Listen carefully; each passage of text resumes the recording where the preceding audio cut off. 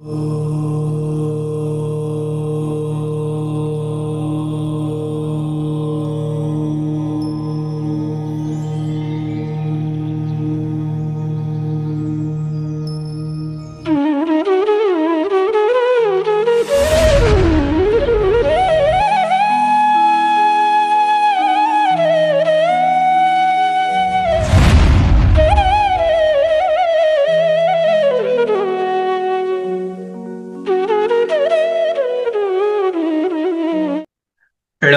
वरिहन्ताडं ळमो सिद्धाडं ळमो आयरीयाडं ळमो वज्झायाडं ळमो लोये सव्वसाहूडम्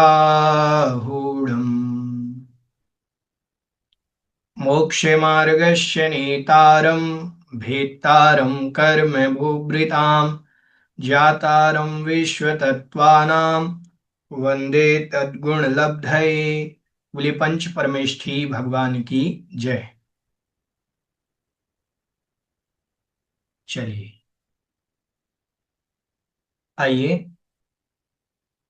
पिछली कक्षा में अपन ने जो विषय देखा था कि कितनी प्रकार की भोग भूमियां हैं जम्बू द्वीप में, तो 6 प्रकार की भोग भूमियों की व्यवस्था अपन ने जानी थी। फिर विदेह क्षेत्र में क्या व्यवस्था है, तो विदेह क्षेत्र में अपन ने जाना था कि वहां संख्यात वर्ष की आयु वाले जीव होते हैं। वहां का जो काल है सुखमा दुखमा के अंतिम समय जैसा काल वहां सर्वथा प्रवर्तमान रहता है। आइए अब निकाल लीजिए पेज नंबर 168 और गद्यांश नंबर 427।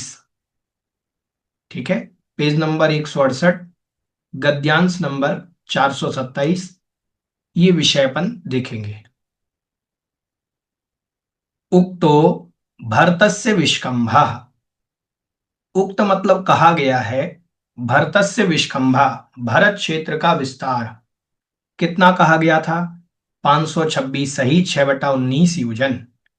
ठीक है, इतना कहा गया था। पुनः प्रकार अंतरेण तत्प्रतिपत्त्यर्थम आह। अब उसको दूसरे प्रकार से प्रतिपादन कर रहे हैं कि जम्बू द्वीप का विस्तार वैसे उन्होंने 526 सही 6/19 कह दिया था, अब दूसरे प्रकार से उसका प्रतिपादन कर रहे हैं। देखें, भरतस्य विष्कंभो जम्बूद्वीपस्य 90 शतभागाः।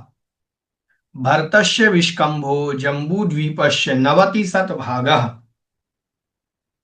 भरतस्य मतलब भरत क्षेत्र का, विष्कंभो मतलब विस्तार, जम्बूद्वीपस्य जम्बूद्वीप के, 90 शत, 90 मतलब 90, शत मतलब 100, मतलब 190, 190वां भाग है।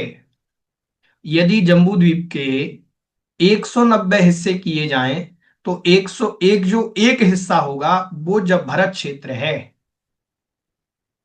समझ में आया नहीं आया? 500 दोबारा खोल दीजिए भैया जी।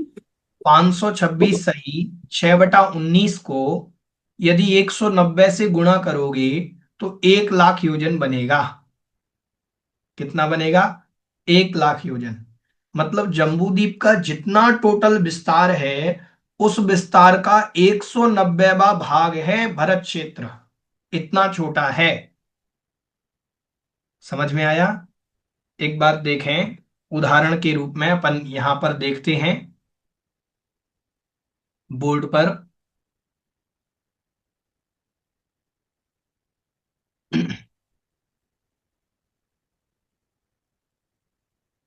देखिए,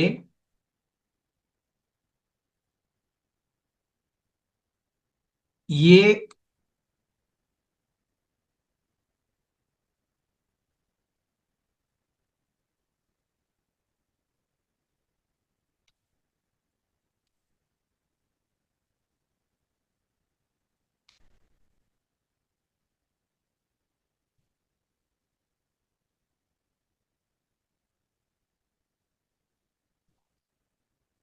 मान लीजिए आप यहां देखेंगे तो ये जो है, ये अपना जम्बू द्वीप है पूरा। ये क्या है? पूरा जम्बू द्वीप है। एक भारत क्षेत्र, फिर पर्वत, फिर क्षेत्र, फिर पर्वत, फिर क्षेत्र, फिर पर्वत, फिर क्षेत्र। ठीक है। माना कि, ध्यान से देखें, इसका विस्तार अपन ने लिखा एक, बताया था उस दिन। इसका दुगना विस्तार कितना हो जाएगा? जो पर्वत है दो। क्षेत्र का विस्तार कितना हो जाएगा? चार। पर्वत का विस्तार कितना हो जाएगा? आठ। फिर क्षेत्र का विस्तार कितना हो जाएगा? 16। फिर पर्वत का विस्तार कितना हो जाएगा? 32। और इसका विस्तार कितना हो जाएगा क्षेत्र का? 64। मतलब विदेह क्षेत्र जो है, जैसे जम भरत क्षेत्र मान लीजिए, माना कि एक, भरत क्षेत्र का जो विस्तार है मान लीजिए माना कि एक है, तो पर्वत का विस्तार दो होगा, फिर क्षेत्र का विस्तार चार होगा, पर्वत का विस्तार आठ, क्षेत्र का 16, पर्वत का 32, और फिर विदेह क्षेत्र तक जाएंगे तो 64 विस्तार हो जाएगा। समझ में आया? ठीक है। 64 के बाद इधर फिर आएंगे वापस तो फिर होगा 32 विस्तार पर्वत का, यहां से घटने लगेगा। फिर यहां विस्तार क्षेत्र का कितना हो जाएगा? 16। फिर, ठीक है, ये विस्तार फिर कितना हो जाएगा? 8। ये विस्तार क्षेत्र का हो जाएगा 4, पर्वत का हो जाएगा 2, और ब्रेज वो एरावत क्षेत्र का विस्तार हो जाएगा 1। इन सबको टोटल करो कितना बन रहा है।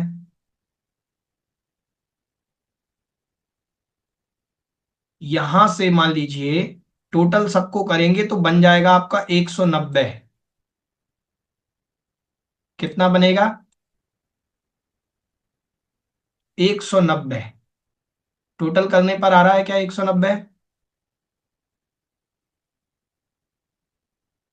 वो 190 ही आएगा। तो 190वां भाग है। कितना भाग है? 1 लाख योजन जो है, कितना है? 1 लाख योजन। जम्बू द्वीप का विस्तार है 1 लाख योजन। 1 लाख योजन को आप 1 लाख योजन में 190 का भाग देंगे। कितना भाग देंगे? 190 का भाग देंगे 1 लाख योजन में, तो आपका विस्तार प्राप्त होगा। जैसे ये 1 लाख योजन है, इस 1 लाख योजन में 190 का भाग दिया जाएगा तो आपका विस्तार प्राप्त होगा 526। सही, 6/19।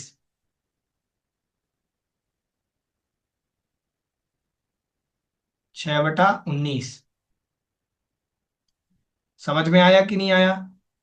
मतलब एक पूरे जम्बू द्वीप का जो भारत क्षेत्र का विस्तार है ये 190वां भाग बनेगा। ठीक है। समझ में आ गया? चलिए। तो कह रहे हैं भरतस्य विस्कंभो। देखो, भरतस्य मतलब भरत क्षेत्र का, विस्कंभो मतलब विस्तार, जम्बू द्वीपस्य जम्बू द्वीप के, पूरे जम्बू द्वीप के 90 शतभागा 190वां भाग है। ठीक है। देखें, जम्बू द्वीप विस्कंभस्य योजन सत्सहस्र सहस्रस्य 90 शतभागीकृतस्य एको भागः भरतस्य विस्कंभः। जम्बूद्वीपस्य जम्बूद्वीप विस्कंभस्य, जम्बूद्वीप के विस्तार का, जम्बूद्वीप का विस्तार कितना था? 1 लाख। ठीक है, 1 लाख योजन। उसका योजन सत्सहस्रस्य मतलब 1 लाख योजन का 90 शतभागीकृत, 190वां का भाग कीजिए या 190वां भाग बनाइए तो एकस्य भागो, जो एक भाग होगा उसका इतना बनेगा 526। सही, 6/19। भरतस्य विस्कंभा, भरत क्षेत्र का विस्तार हो जाएगा। ठीक है। समझ में आया? उक्तम जम्बू द्वीपम परिवृत्य वेदिका स्थिता। उक्तम मतलब कही गई है, जम्बू द्वीपस्य जम्बू द्वीप की, परिवृत्य मतलब चारों ओर, वेदिका स्थिता, जम्बूद्वीप के चारों ओर एक वेदिका बनी हुई है, जम्बूद्वीप जो बना हुआ है, तो इस जम्बूद्वीप के चारों ओर समुद्र से पहले यहां पर एक वेदिका बनी हुई है, मतलब बाउंड्री जैसी। वेदिका मतलब हल्की सी बाउंड्री जैसी है, वो बनी हुई है। ठीक है। ततः पराह, उसके बाद, मतलब उस वेदिका के बाउंड्री के बाद, उससे बाद में लवणोदाह समुद्रा, लवण समुद्र है। इसके बाद क्या है यहाँ? लवण समुद्र है। कितना है? द्वियोजन सत्सहस्र वलय विष्कंभा, 2 योजन का विस्तार वाला। मतलब ये जम्बूद्वीप 2 लाख योजन का, ये जो 1 लाख योजन का विस्तार है, अब यहां से दुगना विस्तार किसका हो जाएगा? लवण समुद्र का।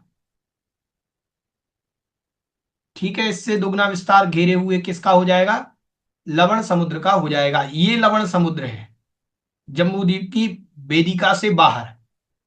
समझ में आया? ठीक है। इस कोने से लेकर के इस कोने तक का जो विस्तार होगा ये होगा 2 लाख योजन। ठीक है। अब ये कहीं से भी लगाओगे तो वो 2 लाख ही रहेगा। तो इसका विस्तार कितना हो गया? 2 लाख योजन। किसका विस्तार? लवण समुद्र का। ठीक है। ततः परः, उसके बाद। किसके बाद? लवण समुद्र के बाद। धातकी खंडो द्वीपाः, धातकी खंड नाम का द्वीप है। चतुर्योजन सत्सहस्र वलय विष्कंभा, कितना? 4 योजन, सत्सहस्र मतलब 4 लाख योजन विस्तार वाला है। देखें, 4 लाख योजन विस्तार वाला कैसे? देखिए, जैसे ये जम्बूद्वीप आप लोगों को पहले बता दिए थे वैसे सारे।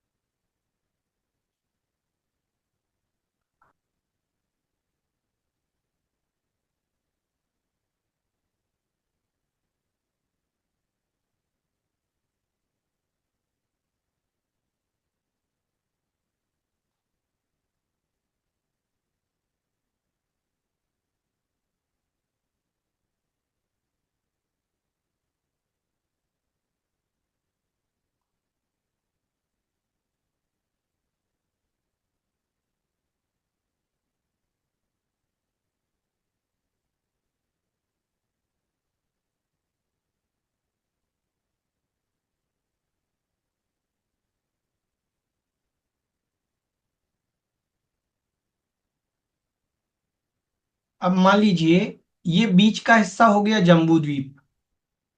ये क्या हो गया? जम्बूद्वीप। जम्बूद्वीप को घेरे हुए दोगुना विस्तार हो गया लवण समुद्र का। मतलब इसका विस्तार है 1 लाख योजन। किसका विस्तार है? जम्बूद्वीप का विस्तार है 1 लाख योजन। लवण समुद्र का विस्तार 2 लाख योजन। लवण समुद्र के बाद जो द्वीप आएगा धातकी खंड, इसका विस्तार हो जाएगा 4 लाख योजन। समझ में आया? फिर इसके बाद एक समुद्र आएगा तो उस समुद्र का विस्तार हो जाएगा 8 लाख योजन, कालोदधी नाम का समुद्र आएगा। ठीक है। तो ये जम्बू, ये धातकी खंड नाम का द्वीप है, दूसरे नंबर का द्वीप। अब इसकी चर्चा यहां पर चलेगी। क्या कह रहे हैं? तत्र वर्षादीनाम संख्यादि विधि प्रतिपत्त्यर्थम आह। तत्र मतलब वहां पर, वहां पर कहां पर? उस धातकी खंड नाम के द्वीप में वर्षादि नाम, वर्ष मतलब क्षेत्र आदि की। ठीक है। संख्यादि, संख्या आदि की विधि प्रतिपत्ति अर्थम, आप उनमें कितने क्षेत्र हैं, कितनी संख्या है, उसकी प्रतिपत्ति के लिए यहां पर कह रहे हैं। ठीक है। द्विर्धात की खंडे, द्विर्धात की खंडे, द्विर्धात की खंडे।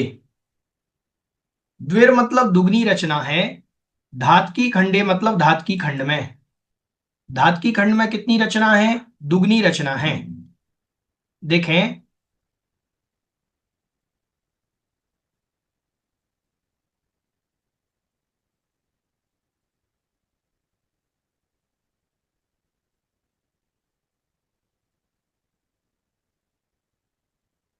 जैसे ये मान लीजिए,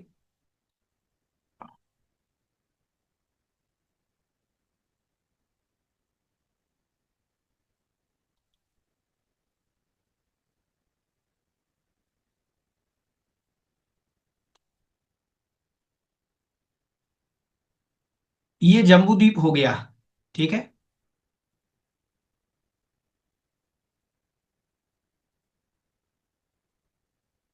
ये जम्बू द्वीप हो गया, ये लवण समुद्र हो गया, ठीक है। अब ये जो बना है, ये अपना धातकी खंड द्वीप हो गया। समझ में आया?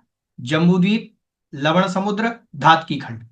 द्विर धातकी खंडे, दुगनी रचना है धातकी खंड में, इतना अर्थ हुआ। भी इसको अपन देखते हैं, ठीक है। क्या कह रहे हैं? भरतादीनाम द्रव्याणाम इहाभ्याम आवृत्ति विवक्षिता।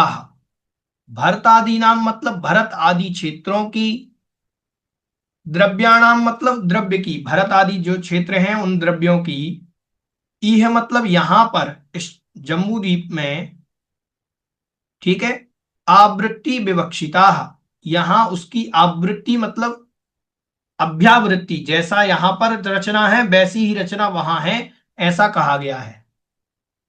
तत्र कथम सुच, इसमें सुच प्रत्यय कैसे हुआ?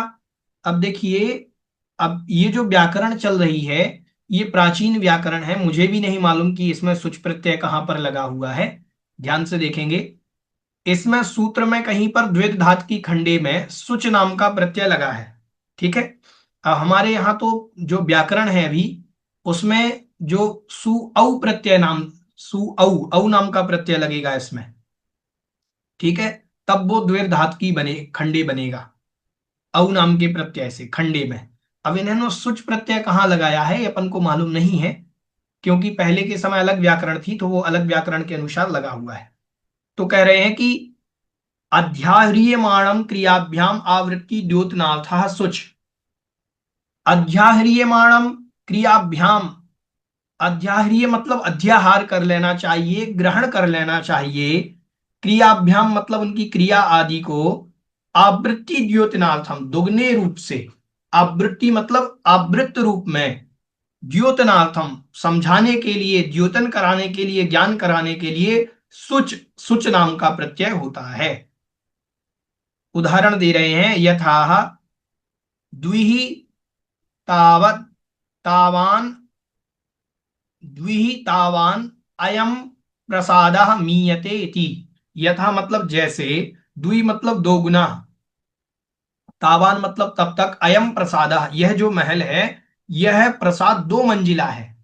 जैसे मान लीजिए, एक मंजिल भवन बनाया, एक मंजिल के ऊपर एक मंजिल और बना दी, तो वो सेम बनाया, ठीक है। जैसे आपने देखा होगा फ्लैट बनते हैं, तो फ्लैट के ऊपर फ्लैट बनते हैं, तो आपने देखा हो पूरे फ्लैट एक जैसे होते हैं, फिर उस लाइन में, जिस लाइन में बनाए गए हैं, जहां आपका किचन है वहां दूसरे का भी किचन होगा उसी दिशा में। तो फ्लैट वैसे ही जो है, मीयते मतलब जाना जाता है इस प्रकार से। एवं द्विर्धात की खंडे भरतादयो मीयंते इति, ऐसा ही धात की खंड में भरत आदि से दुगनी रचना जाननी चाहिए। तद यथा वह इस प्रकार है, द्वाभ्याम ईश्वाकार पर्वताभ्याम दक्षिण उत्तर आयताभ्याम लवणोदका, लवण उदका, लवणोद कालोद, अच्छा ऐसा निकलेगा। लवणोद मतलब लवणोद लवण समुद्र से, कालोद मतलब कालोद समुद्र की, वेदिका स्पृष्ट कोटि कोटिभ्याम उनकी वेदिकाओं को स्पर्श करते हुए, विभक्तो मतलब विभक्त किया है धात की खंड पूर्व अपराह इति। द्वाभ्याम ईश्वाकार पर्वताभ्याम, दो ईश्वाकार पर्वत हैं। ईश्वाकार पर्वत समझिए क्या कहलाते हैं?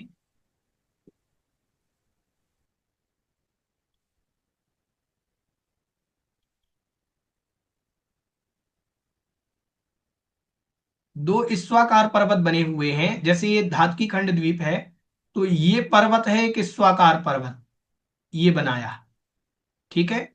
एक पर्वत ये बनाया ईश्वाकार पर्वत हमने। समझ में आ रहा है? इन दोनों ईश्वाकार पर्वत बनने से ये पूर्वी धात की खंड हो गया, ये हिस्सा क्या कहलाएगा?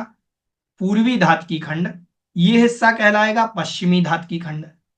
ठीक है, पूर्व दिशा की ओर है ये, तो ये पूर्वी धात की खंड कहलाएगा। और ये पश्चिम दिशा की ओर है तो ये पश्चिमी धात की खंड कहलाएगा।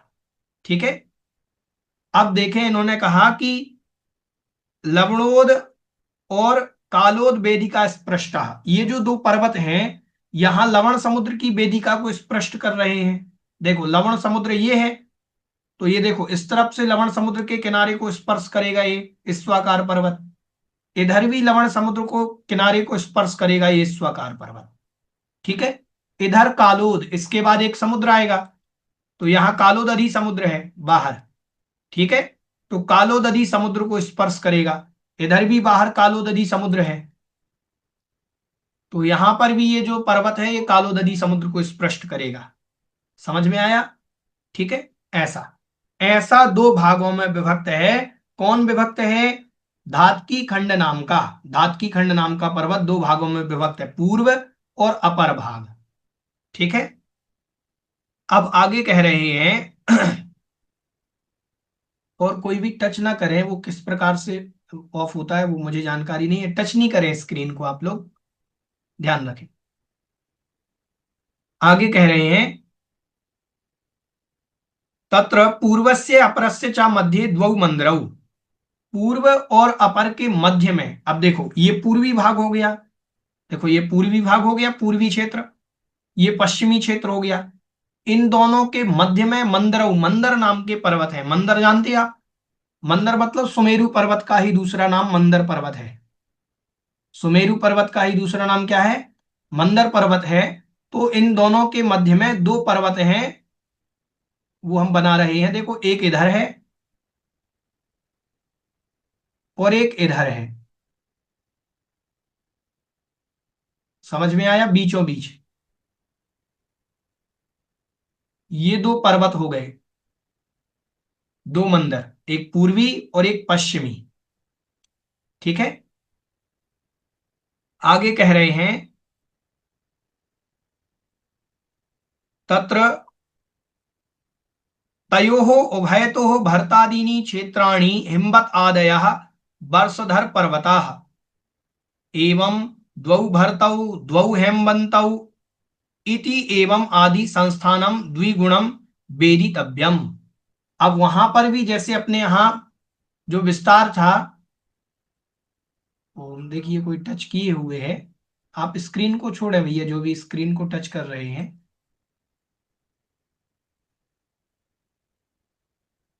देखें ध्यान से सुनेंगे। देखो जैसे यहां पर दुगनी रचना है अपन ने पढ़ी थी अभी, उससे भरत आदि जो विस्तार है, भरत क्षेत्र आदि जो पर्वत है, वो वैसे ही यहां पर विस्तार अपन को समझना है। वो अपन कैसे समझते देखें, ये बनाया अपन ने, यहां से शुरू करेंगे अपन हिमवन पर्वत, पूर्व दिशा की ओर से, ये हिमवन पर्वत, ये महाहिमवन पर्वत, ये निषद पर्वत, ये नील पर्वत,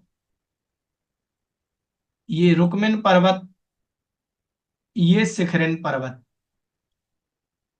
देखो अब क्षेत्र कितने बन गए, यहां पर भी 7 क्षेत्र बन गए। ये हो गया भरत क्षेत्र,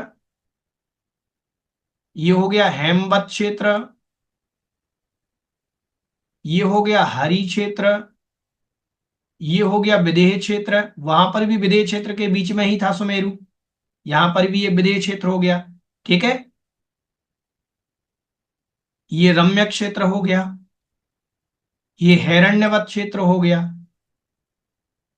और ये ऐरावत क्षेत्र हो गया। अब ये कहां पर हुए अभी?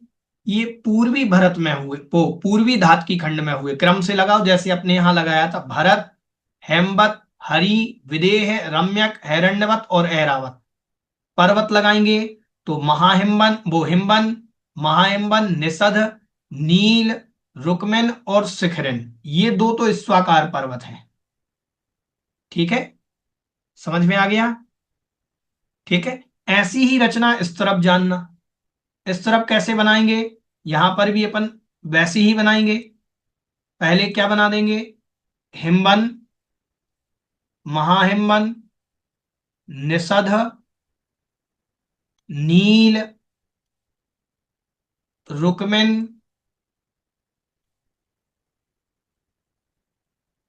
और शिखरिन। ठीक है, दुगनी रचना हो गई कि नहीं हुई?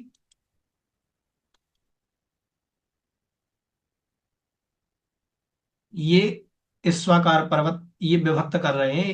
ये इसको थोड़ा अपन ने अलग कलर में कर दिया। समझ में आया कि नहीं आया? ठीक है, यहां पर भी अब क्या हो गया, यहां एक भरत क्षेत्र हो जाएगा। तो अब दुगनी रचना हो गई। द्विर धात की खंडे, धात की खंड में कहां पर भरत था? इधर। ये ऐरावत था, वो जम्बू द्वीप के अंदर। तो जम्बू द्वीप से दुगनी रचना ये हो गया, मान लीजिए विदेह क्षेत्र। ये सुमेरु पर्वत था इधर। ठीक है, तो जैसे एक सुमेरु इधर है तो यहां दो सुमेरु हो गए।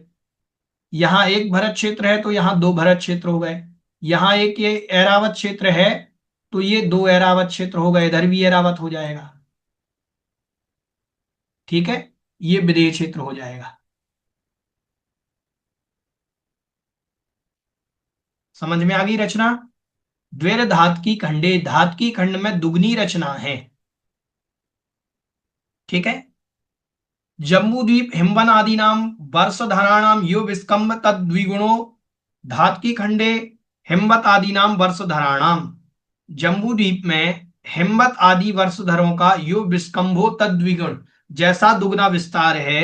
धात की खंडे हिमवत आदि नाम वर्षधराणाम, हिमवत धात की खंड में भी हिमवत आदि का भी वैसा ही विस्तार। मतलब जैसे भरत क्षेत्र अपने यहाँ अपन ने माना कि एक था, ध्यान से सुने। जैसे ये भरत क्षेत्र है, अपन ने इसको एक माना था, पर्वत को दो माना था, फिर क्षेत्र को चार, फिर आठ, फिर 16, फिर 32, फिर विदेह क्षेत्र 64 गुना था। तो ऐसी ही व्यवस्था यहां पर है। समझ में आया? वैसा ही जानना चाहिए। वर्षधराः चक्र आका वर्षधराः मतलब वर्षधर जो पर्वत हैं, चक्र आरवत अवस्थिता। चक्र आरवत मतलब चक्र, चक्के के आरे। पहले क्या होता था? अ, मतलब चक्के होते थे। चक्के जानते हैं आप क्या कहते हैं उनको? पत्थर की चक्कियां होती थी। तो आपने पत्थर की चक्की को अगर खोल के देखा हो तो उनमें आरे बने होते थे। तब तो वो पत्थर आरे नहीं देखे होंगे आपने, शायद देखे हो। उनमें आरे बने होते थे, हिस्से बने होते थे कुछ। आज भी जो पत्थर की चक्कियां होती हैं, जो अपने यहाँ चक्की है, उस चक्की में भी जो पार्ट लगे होते हैं, वो पार्ट उनमें भी आरे बने होते हैं, कुछ कट लगे होते हैं। तो ये कह रहे हैं कि पत्थर के आरे के समान है, वैसे ही चक्र के आरे के समान। ये उदाहरण देखो, ऐसे ही पार्ट बने होते हैं चक्के में भी। ठीक है, आर विवर संस्थान आदि क्षेत्राणी। अर विवर, अर विवर मतलब चक्र के अर के समान, अर छिद्रों के समान ये पर्वत और क्षेत्र हैं, ऐसा जानना चाहिए। ठीक है, भैया गट्टी बोलते, गट्टी। हाँ, घट्टी बोलते, चक्की बोलते। ठीक है, फिर जम्बू द्वीपे यत्र जम्बू वृक्षः स्थितः तत्र धातकी खंडे धातकी वृक्षः स परिवारः। जम्बू द्वीप में तो कौन सा वृक्ष स्थित था? जम्बू वृक्ष। यहां पर धातकी नाम का वृक्ष है। जैसे ये बना दिए मान लीजिए अपन ने गजदंत पर्वत। ठीक है, तो यहां पर एक धातकी नाम का वृक्ष है। कौन सा वृक्ष है? धातकी नाम का वृक्ष है। ठीक है, तद योगा धातकी खंडः इति द्वीपस्य नाम प्रतीतम। उसके योग से धातकी खंड ऐसे इस नाम की प्रतीति होती है कि उसी पर वृक्ष के कारण ही इसका नाम धातकी खंड पड़ा। ठीक है, तत्परिक्षेपी कालोदः समुद्र, उसको परिक्षेपी मतलब घेरे हुए। अब ये जो ये जो द्वीप है, इसको घेरे हुए कालोदधी समुद्र है। ठीक है, टंकच्छिन्न तीर्थ, टंकच्छिन्न तीर्थ, तीर्थ मतलब होते हैं किनारे या तट। नदी के तट को तीर्थ कहा जाता है, किनारे को। तो टंक चिन्ह, टंक की तरह चिन्ह मतलब निशान बने हुए हैं, मतलब वो जो तट हैं वो अच्छे डिजाइन से टंकोत्कीर्ण है, ऐसा कहना चाह रहे हैं। अष्ट योजन सत्सहस्र वलय विस्कंभा। अब इसके बाद जो द्वीप समुद्र आएगा उसका विस्तार कितना हो जाएगा? 8 योजन सत्सहस्र। इसको घेरे हुए जो द्वीप बनेगा, उसका वो समुद्र बनेगा, उसका विस्तार कितना हो जाएगा? 8 योजन। ठीक है, क्योंकि ये 1 लाख था, समुद्र आया 2 लाख का, फिर 4 लाख का ये हुआ, तो फिर समुद्र कितने का आएगा? 8 लाख योजन का। कालोद परिक्षेपणी पुष्कर द्वीप। और इस कालोदरी समुद्र को घेरे हुए पुष्कर वर नाम का द्वीप है। ठीक है। 16 योजन सत्सहस्र वलय विस्कंभा। 16 योजन सत्सहस्र मतलब 16 लाख योजन विस्तार वाला क्या है वहां पर? अ, पुष्कर वर नाम का द्वीप है। समझ में आया कि नहीं आया? ठीक है। 16 लाख कैसे बना? दुगना दुगना करते जाना है हर द्वीप समुद्र से। समझ में आ गया सभी को?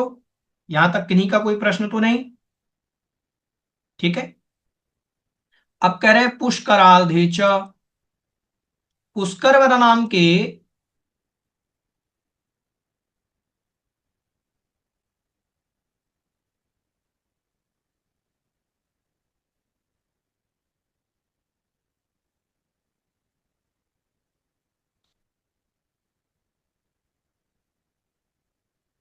अब ये मान लीजिए अपन ने, ये तो इसको अपन ने छोटा कर दिया, और इसको घेरे हुए एक समुद्र है। ठीक है। द्वीप को घेरे हुए क्या है? एक समुद्र है। मान लीजिए ये अपन समुद्र बना।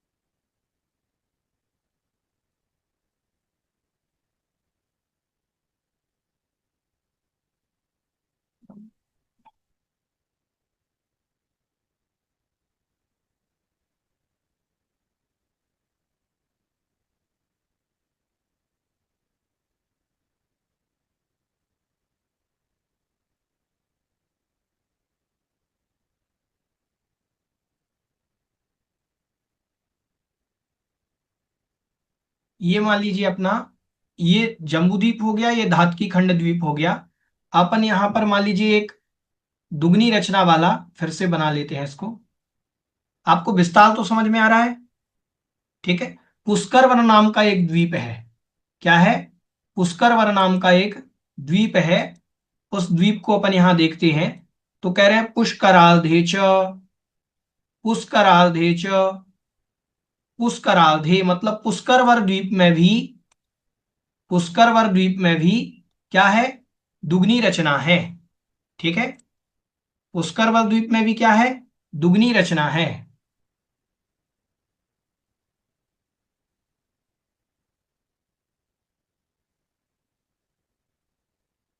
अपन बनाते हैं, जैसे अपन ने जम्बूद्वीप बनाया था पहले, तो आप जम्बूद्वीप से आगे बढ़ करके अपन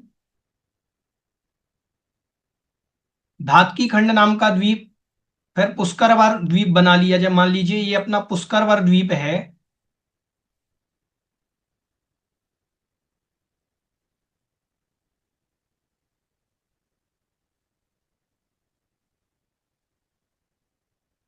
ये हो गया पुष्करवर द्वीप, और इसके बीचों बीच अपने जम्बूद्वीप जो हैं, जम्बूद्वीप लवण समुद्र आदि जो हैं वो हो जाएंगे।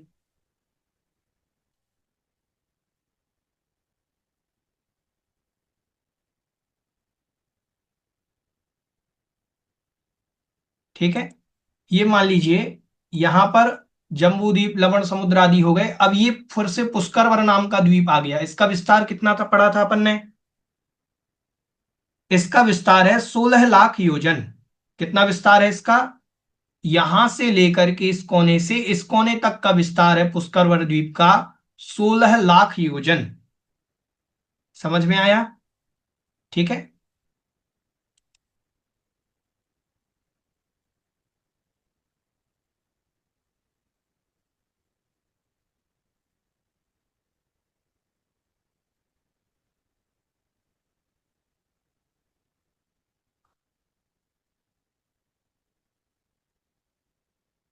देखेंगे।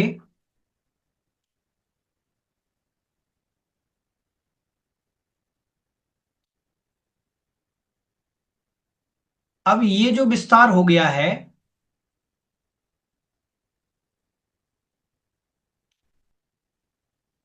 ये हो गया पूरा, ये पूरा कहलाएगा पुष्करवर द्वीप। पुष्करवर द्वीप के अपन दो हिस्से करते हैं। कितने हिस्से करते हैं? दो हिस्से करते हैं, क्योंकि टोटल विस्तार कितना है इसका? 16 लाख योजन।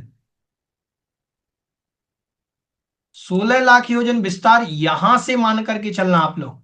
देखेंगे यहां से यहां तक का जो विस्तार है, यहां से लेकर के यहां तक का विस्तार पूरा 16 लाख योजन है। यहां से मान लीजिए ये है, यहां से लेकर के पूरा विस्तार ये 16 लाख योजन। ठीक है। अभी अपन बनाएंगे इसमें, अपन एक मानुषोत्तर पर्वत की रचना करेंगे, इसीलिए हमने आपको ये आधा बताया है। तो पुष्कर आर्धेचा, आधे पुष्कर वर में।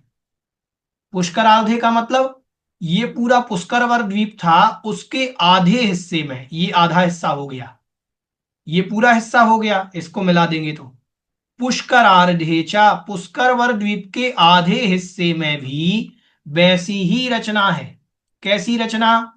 जैसे पर्वत अपन ने इधर बनाए थे, ईश्वाकार पर्वत, ये बना दिए दो।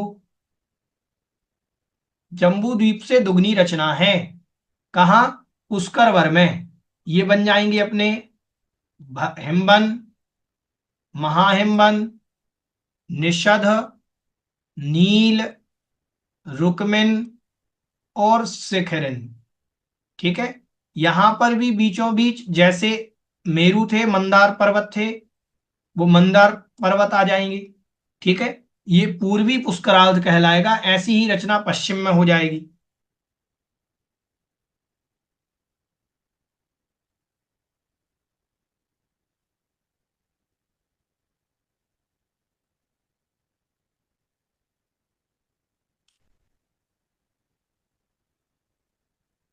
समझ में आया कि नहीं आया? ठीक है। देखें, किम द्वि इति अनुवर्तते, क्या दो ऐसा अनुवर्तन करना चाहिए? किम अपेक्षा, किस अपेक्षा से कहा? द्वि आवृत्ति, दुगनी आवृत्ति, इस अपेक्षा से। जम्बू द्वीप भरत हेमवत आदि अपेक्षा एव जम्बू द्वीप में जो भरत आदि क्षेत्र हैं, उनसे भरत आदि, जम्बू द्वीप के भरत आदि से दुगनी रचना भी पुष्करार्ध क्षेत्र में है। कुतः मतलब किस प्रकार से? बोले व्याख्यानतः, व्याख्यान कराए हैं पहले वैसे ही। यथा धात की खंडे हिम्बत आदि नाम विस्कंभ तथा पुष्करार्धे हिम्बत आदि नाम विस्कंभा दुगुणा इति व्याख्यायते। जैसा धात की खंड में हिम्बत हिम्बन आदि पर्वतों का विस्तार कहा गया है, ऐसा ही पुष्कर में हिम्बन आदि का जो विस्तार है दुगना जानना चाहिए। ठीक है। समझ में आया कि नहीं आया? अब देखें, नामानी तानी ईश्वाकारौ मंदरौ च पूर्ववत। नाम क्या है? ईश्वाकार भी हो गए, ये ईश्वाकार पर्वत हो गए दोनों। पूर्ववत नाम भी उनके पहले की समान है। ठीक है। तत्र जम्बू वृक्ष, तत्र पुष्करम सा परिवारम। यहां पर जम्बू वृक्ष था, यहां पर पुष्कर नाम का वृक्ष है। कौन सा वृक्ष है? पुष्कर नाम का वृक्ष है। जिस पुष्कर नाम के वृक्ष के कारण इसका नाम क्या हो गया? पुष्करवर द्वीप हो गया। ततः एव तस्य द्वीपस्य नाम रूढ़ पुष्कर द्वीप, इसीलिए उस पुष्करवर द्वीप का रूढ़ नाम हो गया पुष्करवर। अथ कथम पुष्करार्धम संज्ञा, इसकी पुष्करार्ध संज्ञा क्यों है? फिर आधा पुष्करार्ध क्यों कहा? तो बोला मानुषोत्तर शैलेन विभक्त अर्धरत विभक्त अर्धत्वात् पुष्करार्ध संज्ञा। आधे हिस्से में तो ये पूरा कितने योजन का था? ध्यान से देखें, 16 लाख योजन का, जिसमें 8 लाख योजन में तो रचना है और 8 लाख योजन में मानुषोत्तर नाम का पर्वत है। क्या है यहां पर? मानुषोत्तर नाम का पर्वत है। ये जो हिस्सा है पूरा, इसमें पर्वत बना हुआ है, मानुषोत्तर पर्वत है ये पूरा।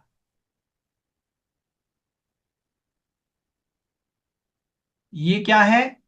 मानुषोत्तर पर्वत बने हुए हैं इसमें, ये पूरा। समझ में आया कि नहीं आया? ठीक है।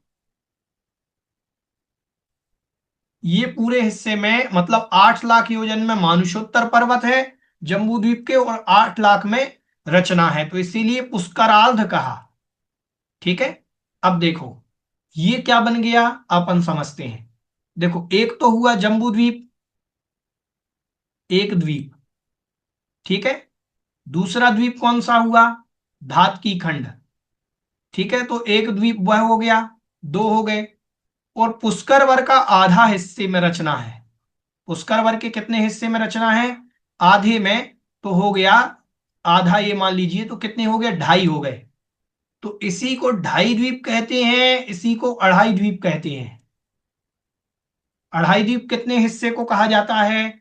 जम्बू द्वीप, धातकी खंड और पुष्कर वर्ग, इनको 2.5 द्वीप कहा जाता है। इसी को 2.5 द्वीप कहा जाता है। सुना कभी आपने 2.5 द्वीप संबंधी समस्त महामुनि राजाओं की जय? ये कहलाता है 2.5 द्वीप।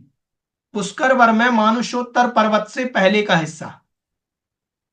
ठीक है, मानुषोत्तर पर्वत नहीं आएगा 2.5 द्वीप में, नहीं तो वो 3 पूरे द्वीप हो जाएंगे। समझ में आ गया? अब देखो यहां पर रचना कितनी है, वो अपन देखते हैं सब। अभी अपन ने जो द्वीप बनाया जम्बू द्वीप, जम्बू द्वीप में कितने पर्वत थे टोटल? पर्वत 6। मुख्य पर्वत कुलाचल पर्वत कितने थे? 6। ठीक है, तो सबके मिलाकर के पर्वत कितने हो जाएंगे? देखिए कोई स्क्रीन को टच करता है, क्या करते हैं आप लोग? देखें, जब भरत अपन क्षेत्र में ला लेते, क्षेत्र कितने हो गए? जम्बू द्वीप का एक भरत क्षेत्र। ठीक है। धातकी खंड के 2 भरत क्षेत्र। ठीक है। और पुष्करवर द्वीप के भरत क्षेत्र कितने हैं? 2। तो 5 भरत हो गए, 5 ऐरावत हो गए, और 5 ही विदेह हो गए, 5 मेरू हो गए। आया समझ में चित्र? कितने हो जाएंगे? 5 भरत, 5 ऐरावत, 5 विदेह, 5 मेरू। समझ में आए कि नहीं आए? ठीक है, ऐसे जानना। इसी को 2.5 द्वीप कहते हैं। अब इसमें कैसे कैसे भरत क्षेत्र आदि में ही तीर्थंकर होते हैं। ठीक है, अगर आगे वर्णन आएगा कि नहीं आएगा देखते हैं। नहीं आएगा तो इसको आगे समझा देंगे। ठीक है। भरत क्षेत्र आदि में ही ये जो क्षेत्र हैं, भरत क्षेत्र, विदेह क्षेत्र और ऐरावत क्षेत्र, इनमें तीर्थंकर होते हैं। ठीक है। 5 विदेह क्षेत्र हो गए तो पंच विदेह। आपने प्रतिदिन अर्घ चढ़ाते हैं, द्रव्य 8 जो लीना है, अर्घ कर में नवीना है, पूजता पाप छीना है, भानुमल जोड़ कीना है, धी पढ़ाई सरसराजे क्षेत्र दस्ता विशेषादे, 7 20 जिन राजे पूजता पाप सब भाजे। ठीक है। तो ऐसे अर्घ चढ़ाने पर 5 भरत के हो गए। 10 क्षेत्र संबंधी चढ़ाते ना आप लोग, 10 क्षेत्र। कितने चढ़ाते हैं अपन? 10 क्षेत्र। तो 5 भरत, 5 ऐरावत, इनकी 24 कितनी हो जाएंगी? 30। और 30 के 720 कैसे बनेंगे समझे। मान लीजिए अभी आप इन 10 क्षेत्रों को, ये क्या मिलाकर के 10 क्षेत्र बने हैं? 5 भरत और 5 ऐरावत। कितने मिलाकर के बने हैं ये? 5 भरत और 5 ऐरावत। तो अपन एकमात्र भरत क्षेत्र की चर्चा करेंगे, जम्बूद्वीप के भरत क्षेत्र में। जम्बूद्वीप के भरत क्षेत्र में कितने तीर्थंकर हैं वर्तमान में? कितने हुए? 24। कितने तीर्थंकर हुए? 24। समझ में आया? और भूतकाल में भी 24, और भविष्य काल के भी 24। ठीक है, तो टोटल जम्बूद्वीप के भरत क्षेत्र के कितने हो गए? 72 तीर्थंकर। कितने हो गए? 72। तो जम्बू द्वीप के एक भरत क्षेत्र में भूत, भविष्य और वर्तमान काल संबंधी कितने तीर्थंकर हुए? 72। एक एक क्षेत्र के, भरत क्षेत्र के, ऐसे 5 भरत और 5 ऐरावत है, टोटल 10 क्षेत्र है। तो इन्हीं 10 क्षेत्रों के, देखो ध्यान से सुनेंगे, ये एक क्षेत्र में 3 24 हो रही हैं। देखो आप, एक क्षेत्र की कितनी 24 हो रही हैं? 3। वर्तमान काल की, भूतकाल की, भविष्य काल की। क्षेत्र टोटल कितने हैं? 10। 5 भरत और 5 ऐरावत। तो इनकी टोटल कितनी 24 हो जाएंगी? 30 24। ठीक है। जब एक एक क्षेत्र में 72 तीर्थंकर हो रहे हैं, भूत भविष्य वर्तमान के, तो 10 में कितने हो जाएंगे? 720।